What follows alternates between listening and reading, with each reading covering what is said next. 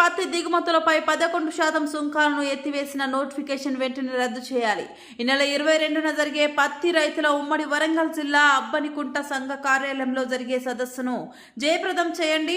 తెలంగాణ రైతు సంఘం రాష్ట్ర కన్వీనర్ సోమి డి శ్రీనివాస్. శాతం విదేశీ పత్తి దిగుమతి మీద సుంకం ఉండేది. ఆ సుంకాన్ని ఆగస్టు 19వ తారీఖు రోజున మోడీ ప్రభుత్వం దీన్ని రద్దు చేయడం అనేది జరిగింది. దీనివల్ల మన యొక్క దేశ పత్తి రైతులకు నష్టం వాటిల్లే విధంగా ఉన్నది. కాబట్టి తక్షణం ఆ 11% సుంకాన్ని ఎత్తివేయాలనే విధంగా మా తెలంగాణ రైతు సంఘం నిర్ణయం తీసుకోవడం అనేది జరిగింది. ఈ రకంగా ఈ సదస్సుకు కూడా ముఖ్య అతిథులుగా జస్టిస్ చంద్రకుమార్ సార్, కూరపాటి వెంకటనారాయణ గారు, ఇంకా అనేక మంది మేధావులు ఈ సదస్సుకు హాజరవుతున్నారు.